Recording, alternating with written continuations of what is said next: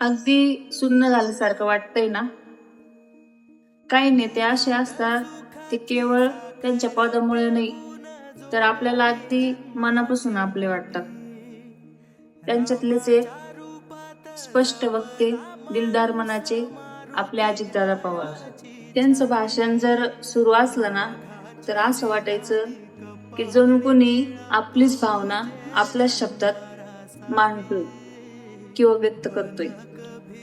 आज राजकारणातील एक नेता असा गेला की उभ्या आयुष्यात पहिल्यांदाच असं झालंय की प्रत्येकाला वाटतंय आपल्यातलाच आपला कुणीतरी गेला, आपल्या घरातला कुणीतरी गेला. गोरगरिबांचा आधार गेला, सर्वसामान्यांचा न्याय गेला, महाराष्ट्राचा विकास गेला आणि आपला अजितदादा आज आपल्याला सोडून गेला. अंतःकरणातून सांगते, असं नेतृत्व पुन्हा होणे नव्हे. मिस यू दादा.